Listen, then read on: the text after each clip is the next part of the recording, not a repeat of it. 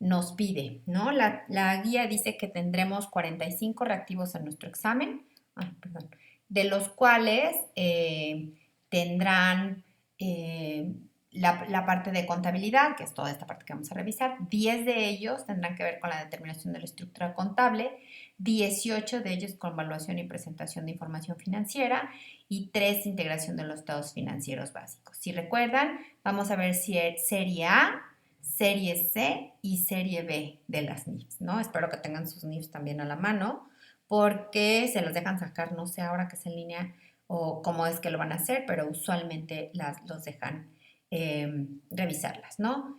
Y bueno, vamos a empezar a hacer el repaso.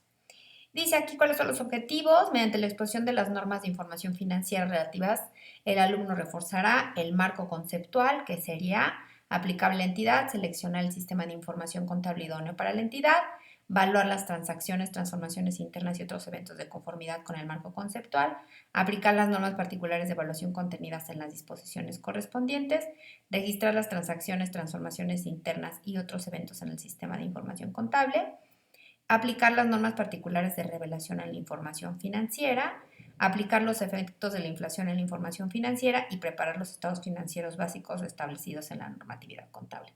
Esos son los objetivos de todo lo que vamos a ver en estas dos sesiones que serán asincrónicas. Vamos a empezar por el principio. El principio es ¿qué es el marco conceptual? Esto viene definido en la NIF A1.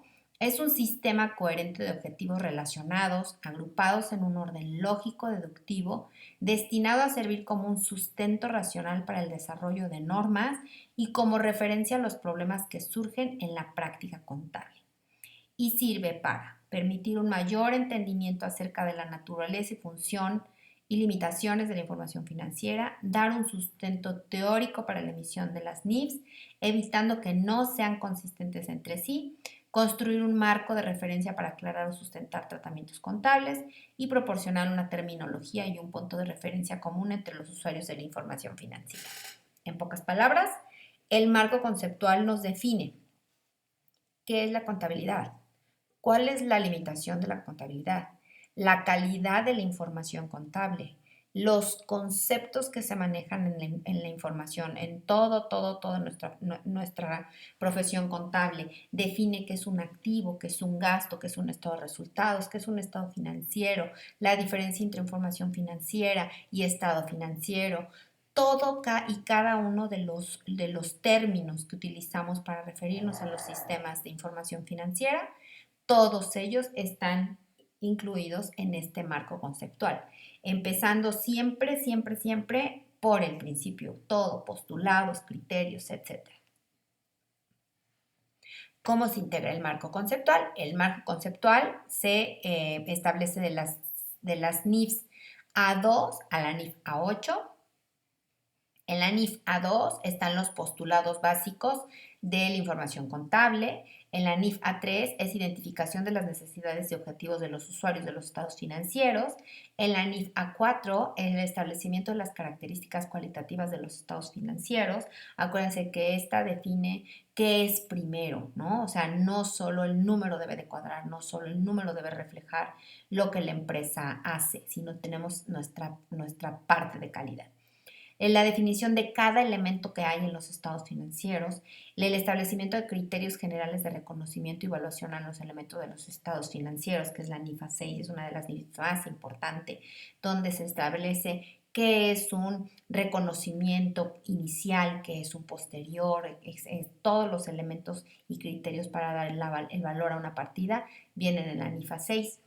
Y luego viene el establecimiento de los criterios generales de presentación y revelación de información financiera, que son las reglas de las notas. Acuérdense que revelación tiene que ver con notas, valuación tiene que ver con determinar el valor, el monetario de cada una de las partidas en los estados financieros. Y bueno, la NIF A8 es una NIF que nos dice, en caso de no encontrar una problemática, la respuesta a una problemática contable dentro de las normas de información financiera mexicana, cuáles podemos utilizar de manera supletoria. Ahora vámonos directo a la NIF A2. En la NIF A2, el objetivo de la NIF A2 es hablarnos sobre los postulados básicos. Existen dos tipos de postulados básicos. Unos que captan la esencia económica, delimitan la entidad y asumen su continuidad. ¿Esos cuáles son? Sustancia económica. Sustancia económica es un postulado contable en el que todo la esencia, dice que tenemos que registrar la esencia económica tenemos que reflejar en los estados financieros la esencia, no así el término legal. Vamos a ver todos y cada uno. Esta es nada más la separación. Los otros 5 postulados básicos tienen que ver con las bases de reconocimiento. Entonces, acuérdense, estos 3, que es entidad económica, sustancia económica y negocio en marcha, son aquellos que captan la esencia económica, que se refiere a sustancia económica, delimitan al ente, que es entidad económica, y asumen su continuidad, que es negocio en marcha. Todos los demás, devengación contable, asociación de gastos y gastos con ingresos, valuación, dualidad económica, consistencia, son los postulados que nos sirven como base para el reconocimiento contable de las operaciones y todo lo que tiene que registrar la entidad. Entonces, ahora sí, nos vamos en pocas palabras definiendo cada uno de los postulados. El postulado de sustancia económica dice que nosotros lo que tenemos que estar representando en el sistema contable es la esencia económica de la operación, no así la parte del tema legal, ¿no? Por ejemplo, un ejemplo muy bueno de estos puede ser las operaciones de arrendamiento. Las operaciones de arrendamiento, ustedes saben que legalmente es un simple alquiler. Sin embargo, cómo se maneja las operaciones de arrendamiento, sobre todo cuando el fin final es quedarte con el bien, se toma en cuenta que financieramente es un activo porque toda la entidad tiene el uso exclusivo de ese activo y puede decidir el futuro y el uso de ese activo de manera exclusiva. Entonces, la norma de información financiera, aunque legalmente sea un alquiler, lo tipifica como un activo y así su contraparte como un pasivo. Legalmente, tú no tienes un pasivo por arrendamiento. Tú conforme las rentas se devengas, las vas pagando, pero la sustancia a la que obedece el registro de esa operación es que es un financiamiento de largo plazo para la compra de un activo. Entonces, por eso se registra un activo y se registra un pasivo. La segunda es entidad económica. La entidad es una unidad identificable que posee recursos y obligaciones distintos a la de sus accionistas. Acuérdense, aquí es la diferencia entre la persona física y la persona moral. Las personas físicas dueñas del negocio son unas y la persona moral es otra. La persona moral tiene sus propios problemas, sus propios recursos, sus propias deudas, sus propios todos y es distinto a la de sus accionistas, ¿ok? Luego viene un postulado que es súper importante y ese postulado es el negocio en marcha. El negocio en marcha quiere decir que las cifras que nosotros vemos en los estados financieros presumen que la existencia de la entidad es permanente. ¿Eso qué quiere decir? Que el resultado de la aplicación de las NIFs debe de estar plasmada en los estados financieros y no así los valores de liquidación. Porque ¿qué pasaría si nosotros tuviéramos una empresa que está a punto de quebrar? Si nosotros, bueno, que está ya en proceso de liquidación. Imaginen ustedes los valores que tiene el inventario de una empresa departamental. El inventario que tiene una empresa departamental generalmente no debe de tener más de 3 meses. ¿Por qué? Porque cada 3 meses, me estoy refiriendo a ropa específicamente, cambia la temporada y con cambio de temporada, pues ya lo que se vendía en primavera, ¿no? Puede una parte venderse en el verano, pero no puede venderse definitivamente en el invierno, ¿no? Entonces, cuando nosotros vemos el fin de temporada, lo que existe son valores de liquidación del inventario y son lo que conocemos como las ofertas de verano y luego las ofertas de enero, que es cuando el cambio de temporada es fuerte. Esos valores de liquidación se ven al costo menor de recuperación que tiene la empresa. Entonces, si nosotros pensáramos que una empresa no va a abrir mañana sus puertas, pues sus inventarios no valdrían valor razonable, ni su propiedad, planta y equipo, sino tendrían valores de liquidación. Entonces, el postulado indica que se presume una existencia permanente de la sociedad, por lo que los valores de sus estados financieros deben ser razonables y no valores de liquidación. Vámonos a los otros postulados básicos, que son los que tienen que ver más con las bases de reconocimiento contable de las operaciones. Y el primero es súper importante, esa palabra que solo los contadores utilizamos, que es devengación contable. El proceso de devengación dice que existen 3 momentos de devengación contable. Cuando nosotros tenemos una transacción con otra entidad, existe un momento de devengación contable. Pensemos en una compra-venta, yo levanto el teléfono, hago un pedido y en ese momento ya existe una transacción con otra entidad. Yo, como empleado de compras de una entidad, estoy obligando a la entidad a recibir el material que pedí de compra y al pago. ¿Ok? Ese ya es el momento de devengación contable y tiene que serse incluida, tienen que incluirse las operaciones en los estados financieros. El segundo es una transformación interna que genere un movimiento en el valor. Una transformación interna puede ser, por ejemplo, el tema de la producción.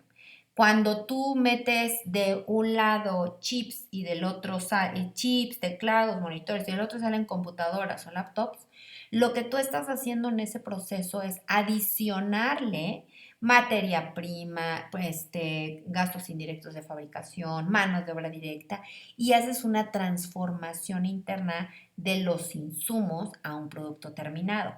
En ese camino se van generando procesos de devengación contable y eso quiere decirse que en cada uno de ellos es momento de incluir esa operación en los estados financieros. Y la tercera son otros eventos externos, ¿no? Que afecten económicamente a la entidad. Eso lo conocemos como el TTE, ¿no? Transacción con otra entidad, transformación interna y otros eventos externos que afecten económicamente a la entidad. Eventos que afectan económicamente a la entidad, pues pueden ser los movimientos de tipo de cambio, los movimientos en las bolsas, los movimientos de la inflación, ¿no? Es decir, todo eso mueve los valores y en el momento en que haya conocimiento de ellos se tiene que incluir en la información financiera. El siguiente postulado es el de asociación de costos y gastos con ingresos. Este es el postulado que nos hace hacer cierres contables con provisiones, ¿no? Acuérdense, los egresos deben reconocerse en el mismo periodo contable que los ingresos que los originaron. Es por eso que nosotros hacemos una depreciación mensual y no hacemos solo un cargo anual por depreciación, porque el uso del equipo es a través de todo el año y a través de todo el año contribuyó para la generación de los ingresos, ¿sí? Es por eso que cuando nos llegue el recibo de septiembre, aunque tengamos que pagar de la energía eléctrica, aunque tengamos que pagarlo en octubre, tenemos que registrarlo en los costos de septiembre, porque esa energía eléctrica se utilizó para el proceso productivo que llevó a los ítems que al final vamos a vender y que generaron los ingresos en septiembre, no en octubre, que es cuando es su fecha de pago. El que sigue es valuación. Este es muy sencillito, dice que los valores que la contabilidad le registran deben de cuantificarse en términos monetarios, eso que quiere decir que en nuestros libros, aunque sean electrónicos, tenemos que mandar dinero, ¿no? Son términos monetarios de manera objetiva. Y para eso hay una NIF completa, que es la NIF A6, sobre cuáles son las alternativas de evaluación. Y luego viene para mí, el más importante de la estructura contable, que es el de dualidad económica. El de dualidad económica, ya a esta altura de nuestra vida ya sabemos que este concepto de la partida doble lo que reconoce es la dualidad económica de cada transacción. Y esa dualidad económica de cada transacción tiene el reflejo en la estructura financiera de la entidad. Si nosotros pensamos en un balance general en forma de cuenta, nos damos cuenta que del lado de los pasivos tenemos las fuentes de financiamiento y del lado izquierdo tenemos los recursos con los que cuenta la entidad para trabajar. Así con esa misma dualidad económica y están balanceados, ¿no? O sea, no pueden no estar balanceados porque entonces no estaríamos dando cuenta, ¿no? De todo el dinero que la parte de las fuentes, que es el pasivo y el capital contable, nos están llevando a la entidad. Y el último, no por nada menos importante, es un postulado súper importante que se llama consistencia. Gracias a este postulado es por lo que tenemos la fama de ser cuadrados. Ujú. ¿Por qué? Porque lo que dicta este postulado de consistencia es que se deben dar el mismo tratamiento contable a las operaciones que son esencialmente iguales. Si yo tengo las compras, ¿no? Registradas de una manera y las devoluciones sobre compras las tengo registradas de una manera, las tengo que registrar así a través de los periodos contables. Esto de la consistencia pareciera que es algo que luego con el tiempo hacemos mecánico, pero no. Tiene un valor súper importante porque la consistencia nos da una característica, nos da la oportunidad de poder cubrir una característica cualitativa que es la comparabilidad. Si yo un mes registro los descuentos sobre compras en una cuenta complementaria de activo y luego la registro directo en el inventario y luego la registro directo en el costo de ventas y yo lo hago diferente en diferentes momentos en el mismo ciclo contable, lo que voy a tener son números que no voy a poder trazar una trayectoria, no voy a poder comparar a través del tiempo porque estarán expresados en diferentes cuentas contables y yo no podré echar mano de mi información contable para tomar decisiones, ¿sí?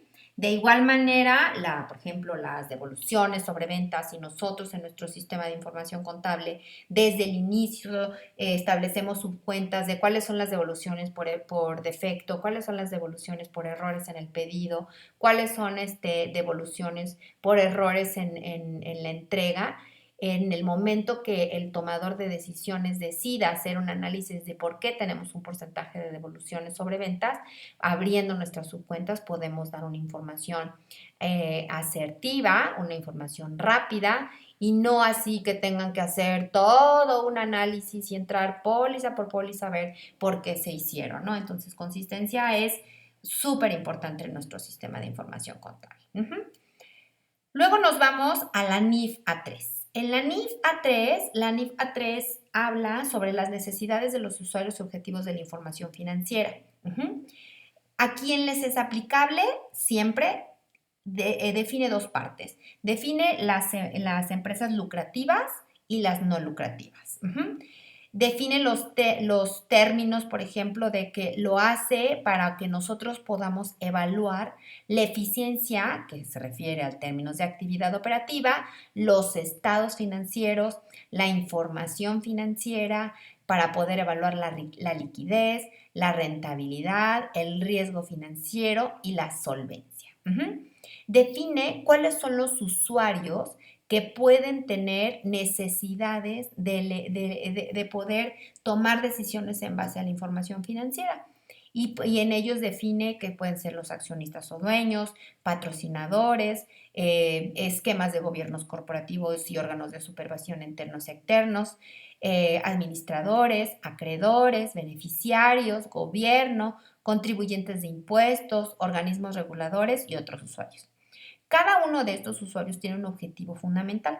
Los accionistas y los dueños pues quieren saber que sus recursos se han usado de manera inteligente y que se han utilizado para el objeto social. Si el objeto social es que es una empresa lucrativa, pues entonces tendrá que estar muy, muy al pendiente de la rentabilidad, ¿no? Si queremos que tenga cierto perfil de riesgo, ¿no? Como ya lo definen los términos, tenemos que ver que lo que la asamblea de accionistas, que es el órgano supremo de una entidad, defina como nuestro perfil de riesgo financiero, sea seguido a través de todos los sistemas de gobierno corporativo y órganos de supervisión como auditoría interna y externos como auditoría externa, ¿no? Entonces, auditoría interna y auditoría externa son elementos, son órganos de supervisión que sirven para nosotros poder asegurar que los patrones y las mejores prácticas de gobierno corporativo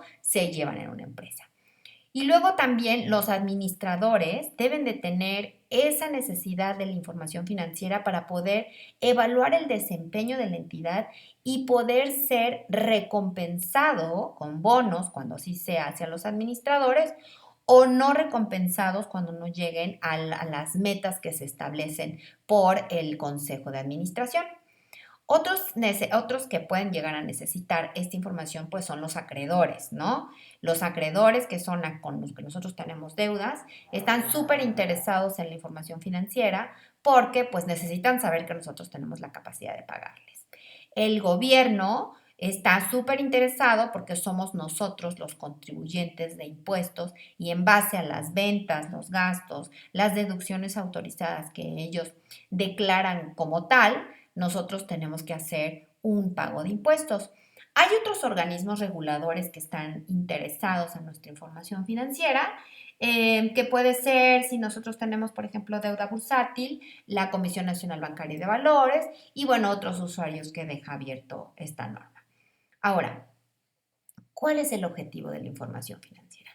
El objetivo de lo que nosotros tenemos como contadores, ¿no? De generar información financiera, es el de dar las bases del comportamiento económico financiero de la entidad.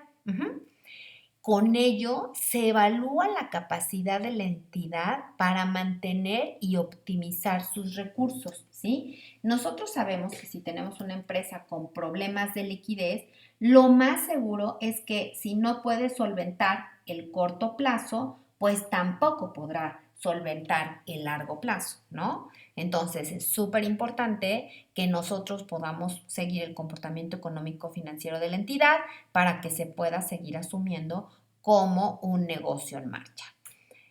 Ahora también define cuáles son los estados financieros básicos, define los estados financieros básicos como que son el balance general o estado de posición financiera, el estado de resultados integral, el estado de cambios en la situación financiera y el estado de cambios en el capital contable. Esos son los estados financieros básicos y bueno, veremos en la NIFA 7 que las notas a los estados financieros son parte integrante de los no paquetes de estados financieros. Ahora, define también quién es un usuario general. El usuario general es un sujeto económico, persona física o moral, que destina recursos a consumos, ahorros y decisiones de inversión, donación o préstamo a una entidad. Es la gente que está interesada en nuestros estados financieros. Ahora, las necesidades de los usuarios tiene que ver, esto es súper importante, con la actividad económica como punto de partida para identificar las necesidades de esos usuarios. ¿Cuál es la actividad económica que tú interesado, tú usuario general de mi información financiera tienes para que pueda yo solventar tu necesidad de información? Ahora, define esta NIF A3 cuál es el concepto de información financiera y la distingue de un estado financiero. Define la información financiera como cualquier tipo de declaración que exprese la posición y el desempeño financiero de una entidad. Y fíjense cómo aquí dice cualquier tipo de declaración que exprese la posición y desempeño financiero de una entidad. Si nosotros en este momento nos fuéramos a la NIF A3, nos daríamos cuenta que existe no solo los estados financieros como la principal fuente de información relativas al desempeño financiero de una entidad. Dentro de esa NIF A3 van a encontrar un esquema al final de ella en la que te hace un cuadrito donde te explica cuáles son los conceptos de información financiera y cuáles son los conceptos de estados financieros básicos y la información financiera, por ejemplo, no solamente es prevista por la entidad.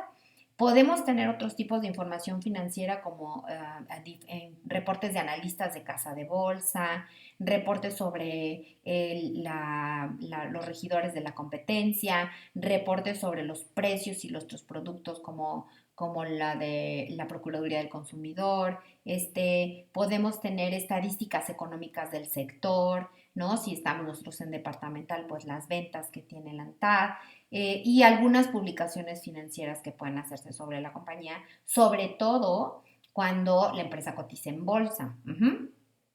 Esa es información financiera.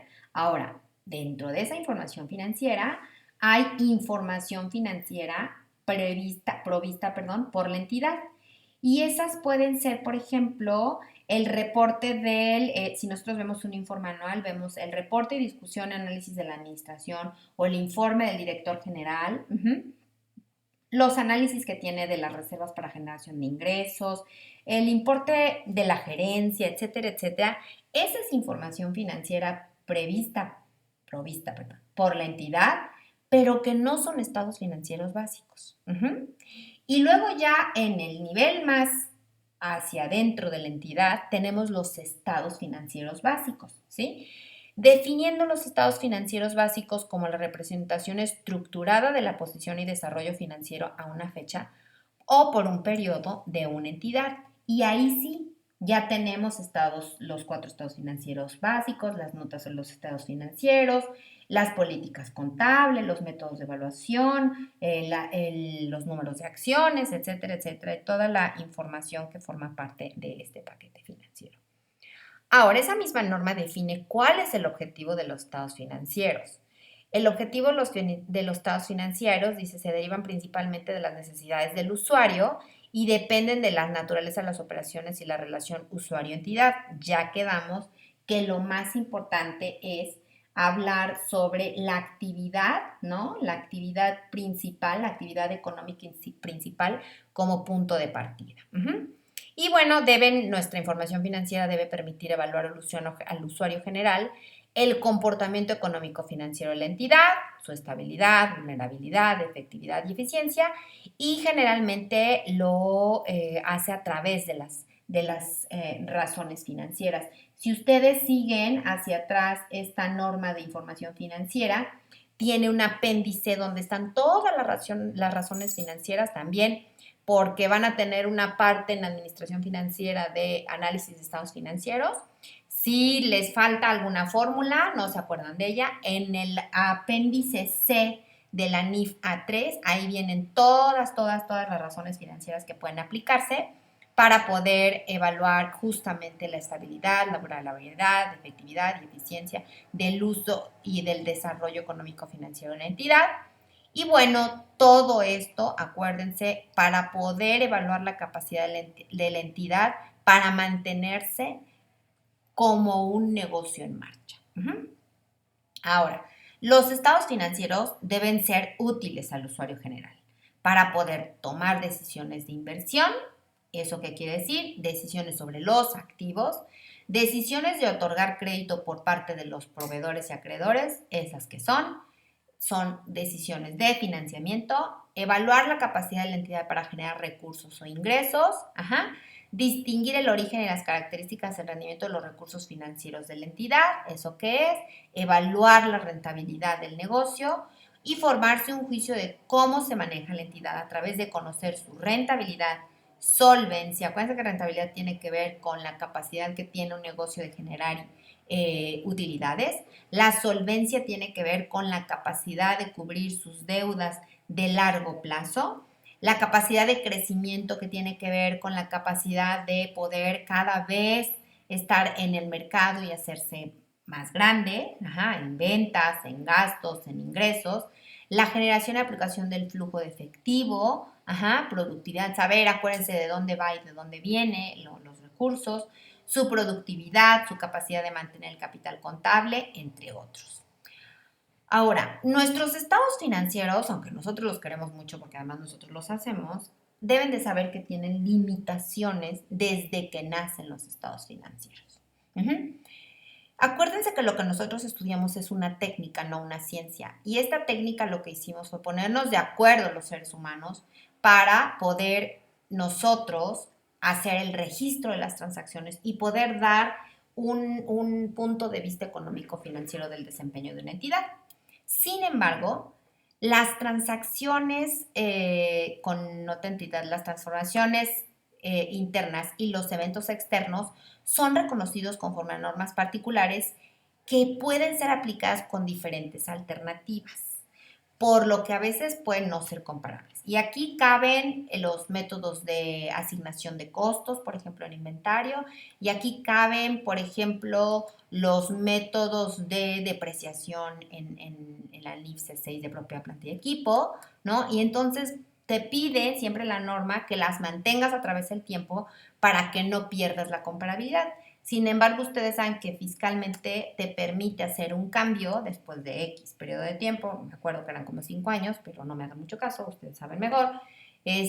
Para que puedan cambiar de un sistema a otro sin que tengas una llamada de atención de Hacienda. Entonces, tienen que saber que esa es una de las limitaciones de los estados financieros. Pueden no ser comparables si tenemos cambios en las diferentes alternativas de los estados, de cómo se genera la información contable. Número 2, los estados financieros, especialmente el balance general, presentan valores cuantificables con base en las NIF y no pretenden presentar el valor razonable de la entidad en su conjunto. ¿Qué quiere decir esto?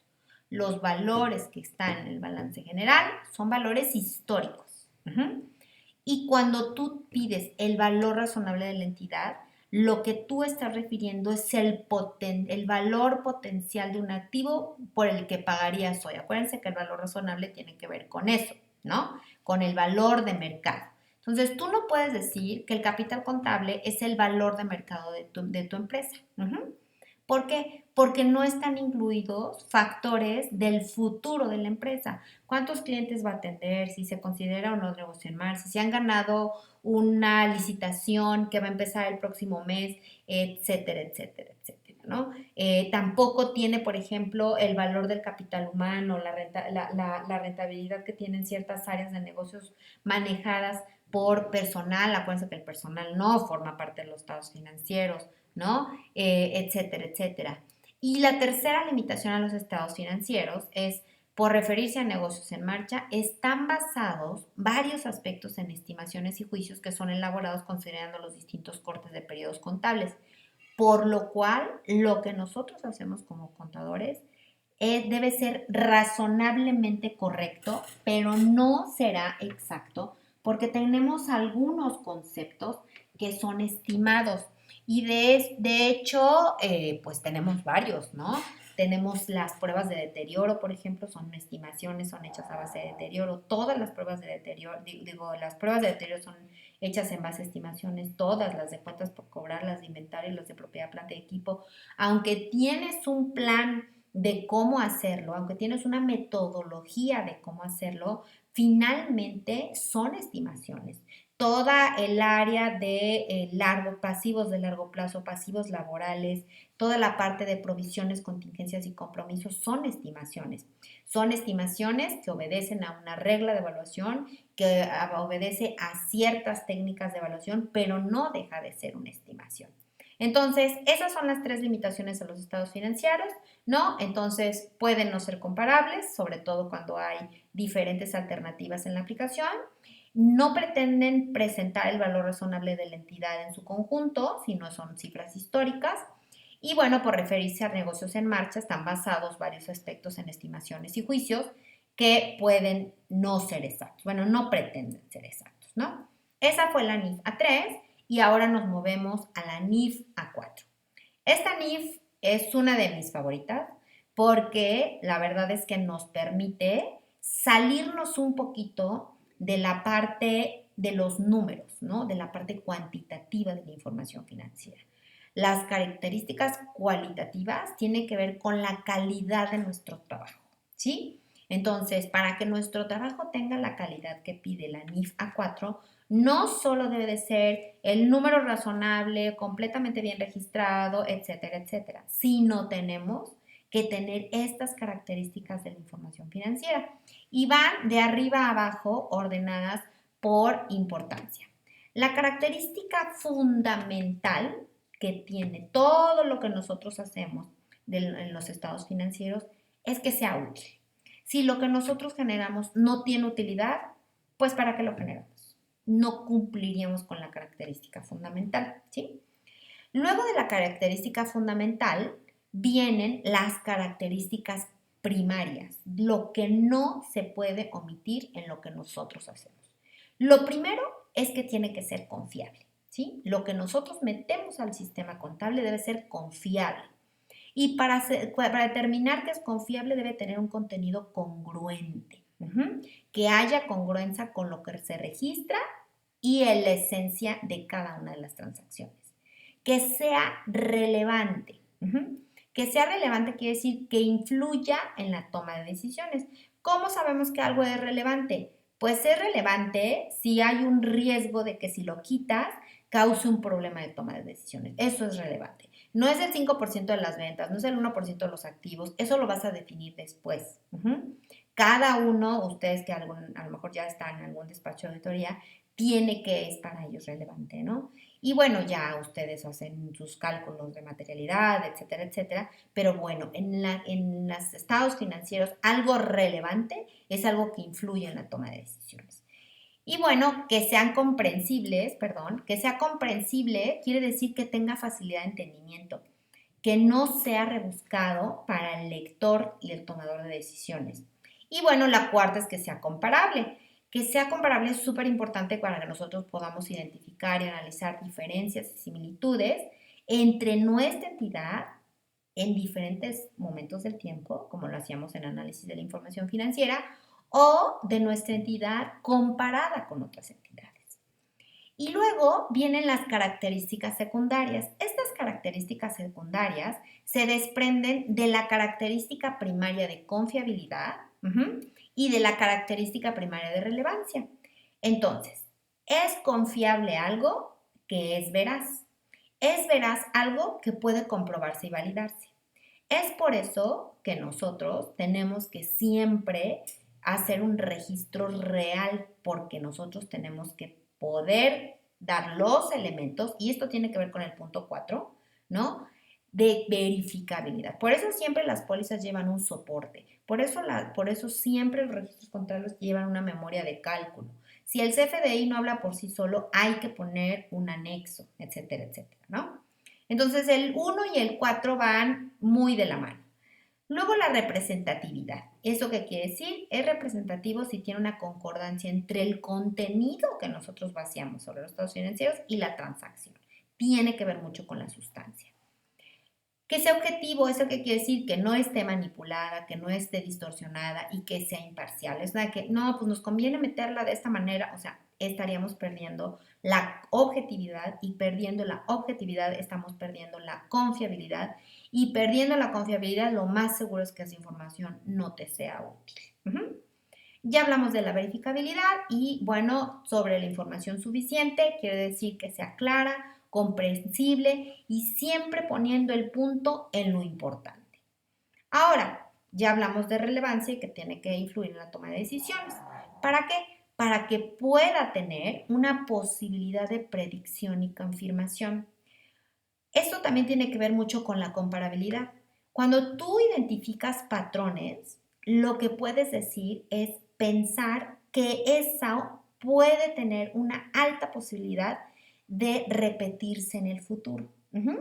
Entonces, tú puedes generar modelos de simulación financiera o modelos de planeación financiera, porque puedes tener la información financiera que tienes es suficientemente completa y suficientemente relevante para que puedas hacer una predicción y puedas confirmar o descartar lo que tú estás pensando hacer en el futuro. Y bueno, ya hablamos sobre la importancia relativa y que si hay riesgo de la omisión de algún elemento en los estados financieros, que esa omisión o error cause un problema de todas las decisiones, entonces eso es un problema relevante, ¿no? Y luego al final, esta NIF A4 nos pone unas restricciones a las características cualitativas. O sea, lo de arriba lo vamos a cumplir siempre y cuando cumplamos con las restricciones que están marcadas hasta abajo. 1. Oportunidad. No tienes que esmerarte en ser confiable, relevante, comprensible, comparable, ser veraz, representativo, objetivo, verificable, si el cierre de enero lo vas a entregar en octubre, ¿no? Porque entonces ya pierdes la oportunidad. Tienes que encontrar un balance, entre el costo de hacer un detalle de información y el beneficio que te va a generar ese reporte. Luego nos pasa que nos perdemos muchísimo en este concepto de relación entre costo y beneficio, porque acuérdense que una de las limitaciones es que nosotros no buscamos la exactitud, buscamos lo que sea representativo, lo que tenga un valor razonable de todas las transacciones dentro de una entidad en los estados financieros. Pero no por eso nos vamos a ir a un detalle que me cueste más hacer el detalle que el beneficio que eso me traería, ¿no? Y bueno, la número 3 es el equilibrio de todas estas características cualitativas y es como un warning de no te claves, ¿no? O sea, no te claves en lo confiable, sino piensa en lo confiable, en lo relevante, en lo comprensible, en lo comparable, de la medida en la que todas puedan llegar a feliz término. Luego nos vamos a una NIF que es súper, súper, súper importante. Yo creo que estas sí tendrían que hacer en algún momento que tengan libre antes del examen, de poder hacer un estudio de más a fondo de esta norma. Ahorita nosotros la vamos a ver porque es súper importante que ustedes manejen con certeza cada uno de los conceptos de los estados financieros. Finalmente, algo que tú no puedes decir es algo que no has aprendido. Entonces, si tú sigues diciendo que los activos es lo que la empresa tiene, los pasivos lo que debe y los capital contables el dinero de los socios, estás perdiendo mucho, mucho, mucho del bagaje que deberías de tener a esta altura de tu vida profesional, ¿no? Entonces, bueno, esta NIF aborda cuáles son los elementos del balance general, definidos como activos, pasivos, capital contable o patrimonio contable si eres una empresa no lucrativa, los estados de resultados o resultados de actividad, estado de actividades si eres una lucrativa, que tenga que ver con ingresos, costos y gastos, qué conceptos de utilidad pérdida neta, qué es el cambio en el patrimonio contable si no tenemos, ¿no? Si tenemos una entidad no lucrativa.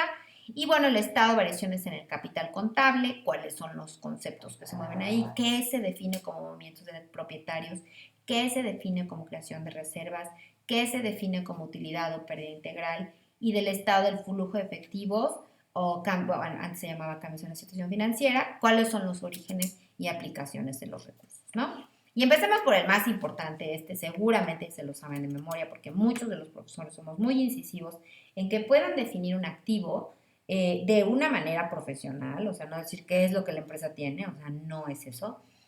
Es mucho más que eso. Dice, un activo es un recurso, o sea, no es un algo, es un recurso, que es controlado por la entidad, que es identificado, cuantificado en términos monetarios y del que se esperan fundamentalmente beneficios económicos futuros y que proviene de operaciones ocurridas en el pasado.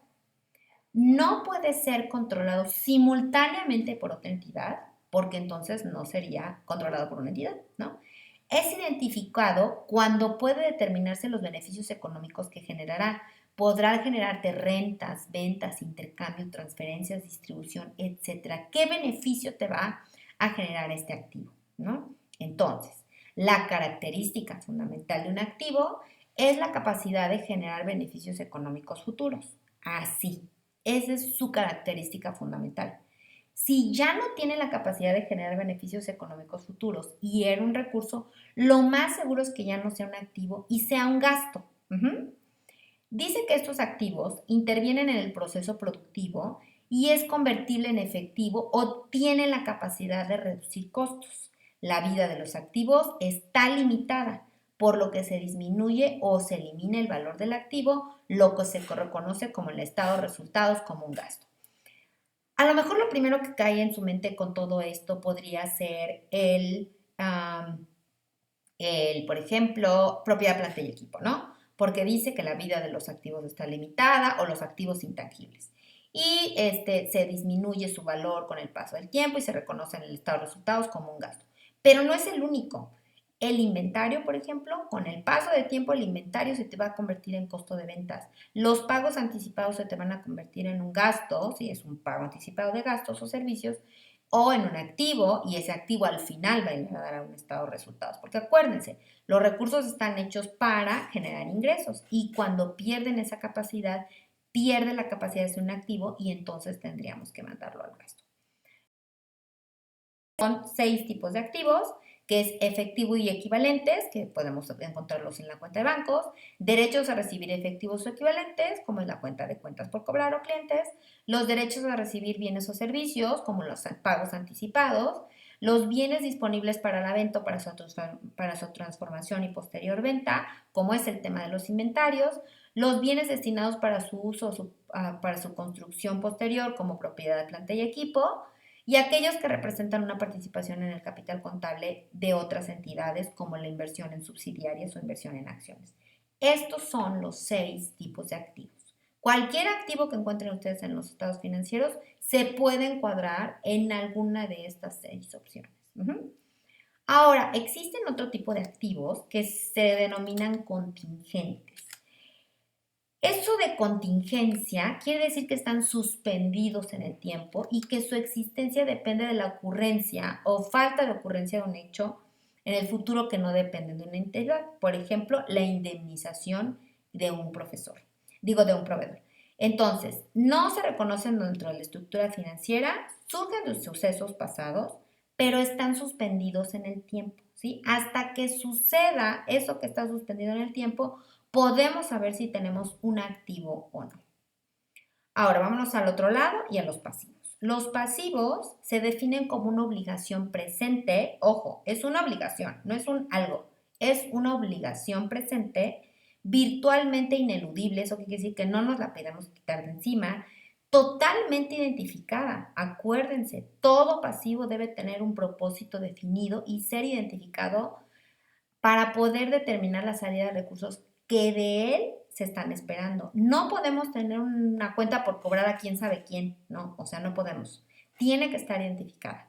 Tiene que estar cuantificada como todo en términos monetarios y representa una disminución futura de beneficios económicos, eso quiere decir un gasto, derivada de las operaciones ocurridas en el pasado que han afectado económicamente a dicha entidad.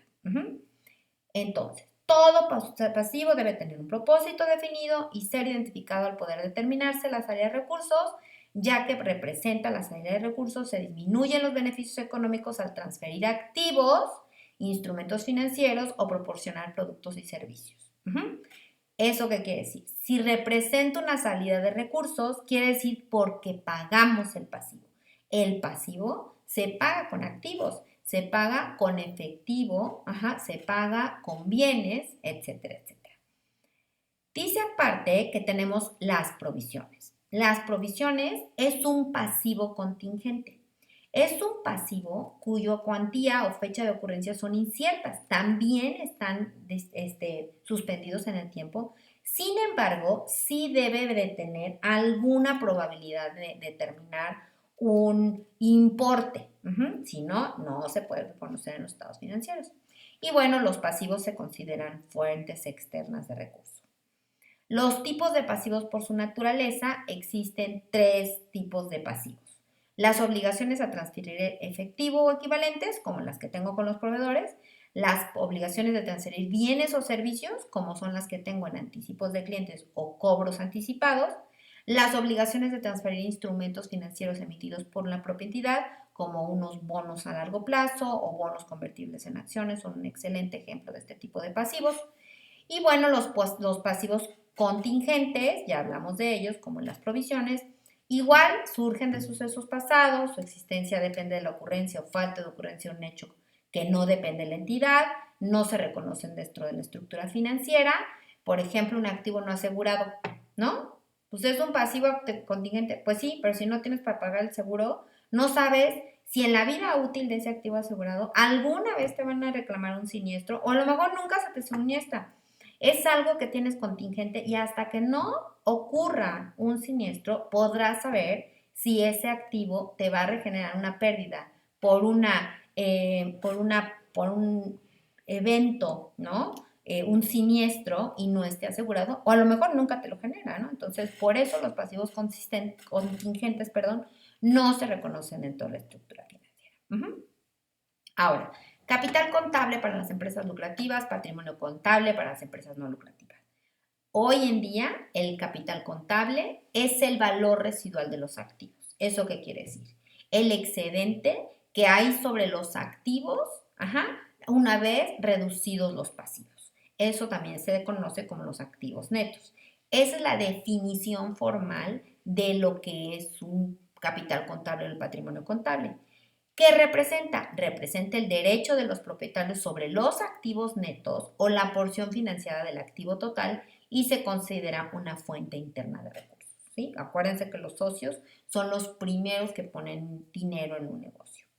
Ahora, ¿cómo se clasifica el capital contable? El criterio de clasificación del capital contable es de acuerdo a su origen y existen dos, ¿no? El capital contribuido y el capital ganado. El capital contribuido está conformado por las aportaciones de los propietarios de la entidad, el capital social, los futuros aumentos de capital, el capital ganado por las utilidades y pérdidas integrales, las reservas creadas, porque finalmente las reservas creadas es una separación de las utilidades acumuladas para un fin específico, la utilidad o pérdida acumulada o la utilidad o pérdida de ejercicios, ¿no? Pasamos al siguiente estado financiero, que es el estado de resultados. El estado de resultados está dividido en ingresos, que los ingresos son el incremento de los activos o el decremento de los activos. Piénsenlo así. Cuando tenemos un incremento de activo contra un ingreso, es finalmente, ¿no? Un ingreso es eso. Cuando yo tengo algo que impacta favorablemente en la utilidad o pérdida neta, al final voy a tener un incremento en los activos. O voy a tener una alza en la cuenta de clientes o voy a tener una alza en la cuenta de efectivo, que ambos son activos, ¿no?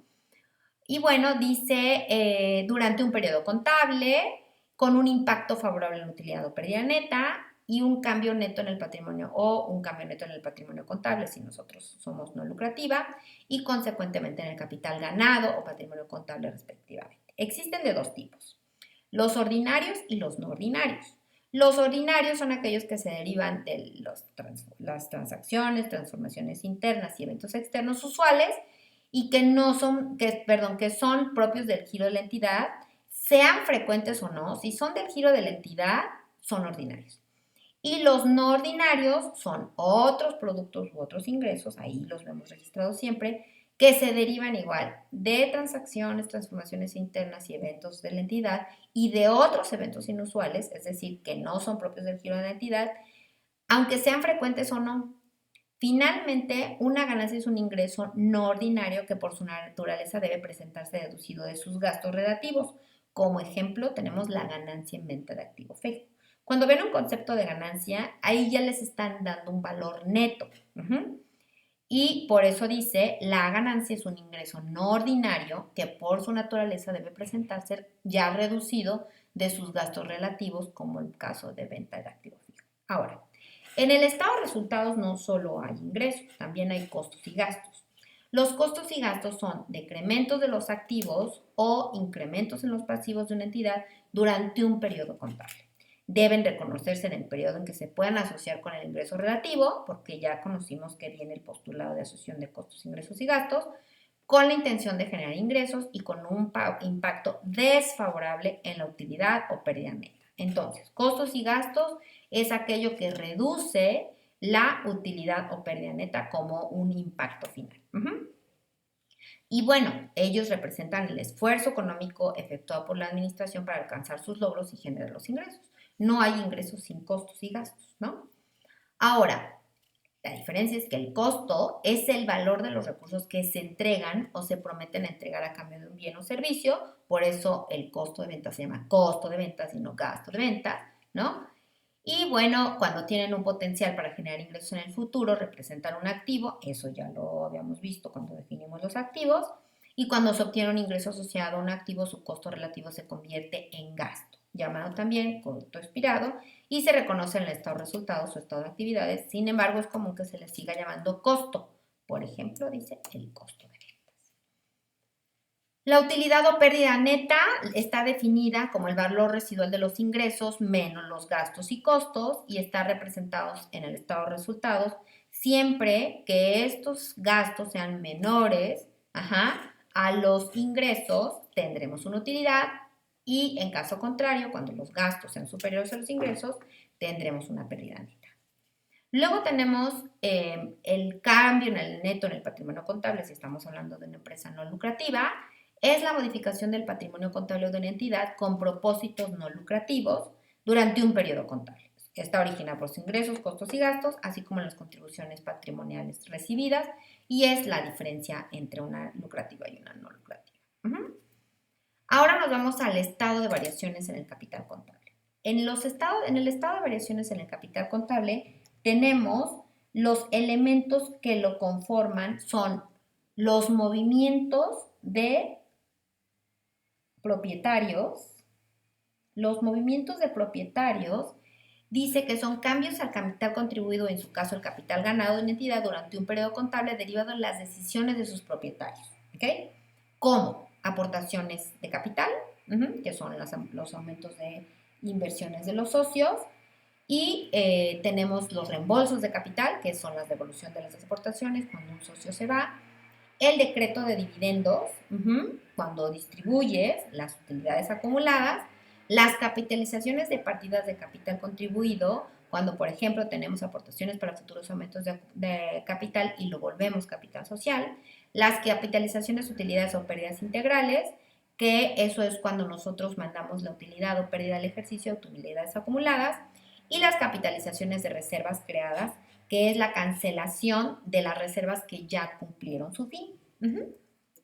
Ahora, ¿qué es la reserva? ¿Qué es eso de las reservas? ¿No? Porque Tania nos ha dicho muchas veces que tenemos como las reservas, ¿no? Entonces, las reservas, la creación de reservas es la segregación de las utilidades netas acumuladas con fines específicos y creadas por decisiones de sus propietarios, no se consideran un gasto y no se destinan a dividendos. Las creaciones de reservas son, por ejemplo, la reserva para recompra de acciones, podemos tener esas, podemos hacer una reserva para hacer adquisiciones de negocios, ¿no? Y finalmente son movimientos en el capital contable. Y luego viene la utilidad o pérdida integral. La utilidad o pérdida integral es la utilidad o pérdida neta del periodo más aquellas partidas cuyo efecto en dicho periodo se reflejan directamente en el capital contable. ¿Se acuerdan de los ORIs? ¿No? Entonces, la utilidad o pérdida integral está utilizando la utilidad neta que resulta en el estado de resultados y se le suman o se le restan las otras partidas de utilidad integral. Ejemplo de estas son los cambios en el periodo ocurridos como consecuencia de exceso o insuficiencia en la actualización de capital contable. Bueno, eso sucedía cuando estábamos ante conceptos de B10, ¿no? Efectos de conversión de moneda extranjera, cuando hacemos traducción de estados financieros, ajuste al capital contable por pasivo adicional de remuneraciones al retiro, que es la NIF de 4, impuestos sobre la renta diferido que se aplica directamente al capital contable, que es de la NIF de 3, de 4, perdón, y la NIF de 3 tiene que ver con la de remuneraciones al retiro, ¿no? Ahora, esto fue ya estado de resultados, ya vimos el balance general, ya vimos el estado de resultados y ahora nos vamos a mover al estado de flujos de efectivo. El estado de flujos de efectivo tiene origen, lo que tiene son los elementos que tiene son orígenes y aplicaciones de recursos, ¿sí? Entonces, los orígenes de recursos son aumentos del efectivo durante un periodo contable, acuérdense que son los que poníamos en número positivo, y pueden venir por la disminución de otro activo distinto al efectivo o porque suben los pasivos o incrementos en el capital contable, ¿ok? Están segmentados en 3 áreas, si se acuerdan, los de operación, los de inversión y los de financiamiento. Los de operación son los que tienen que ver con las actividades principales del negocio, el core business. Los de inversión tienen que ver con lo que nosotros invertimos en activos no circulantes, en la infraestructura del negocio. Y los de financiamiento son los recursos obtenidos de los acreedores financieros o del capital contable. Acuérdense que el capital contable es una fuente de financiamiento interna, ¿no? Y luego nos vamos al otro lado, que son las aplicaciones de recursos, que son disminuciones de efectivo, son aquellos que leíamos en el estado de flujos de efectivo como negativos. Y bueno, las disminuciones de efectivo también tienen que ver con o el incremento de cualquier otro activo distinto al efectivo, como una compra de inventario, una compra de propiedad, planta y equipo, o un financiamiento a clientes, la disminución de pasivos, que quiere decir la liquidación de deudas, o la disposición del capital contable, como por ejemplo el pago de dividendos por parte de la sociedad, ¿no? Existen igual tres, que son operación, financiamiento de inversión. Los de operación, nuevamente, tienen que ver con el core business, como por ejemplo el pago a proveedores. De inversión, tenemos que ver algunas que tengan que ver nuevamente con los activos no circulantes, como por ejemplo, podemos comprar un equipo de cómputo, podemos comprar un terreno, podemos comprar una empresa, ¿no? Esas también son activos no circulantes. Y de financiamiento son las que se aplican para restituir a los acreedores financieros y a los propietarios de la entidad los recursos que canalizaron en su momento a la entidad, los préstamos que nos hicieron o el financiamiento que nos hicieron, lo que estamos haciendo es devolviéndoselos. Y bueno, vamos a parar aquí para hacer un corte y seguimos con la NIF A6.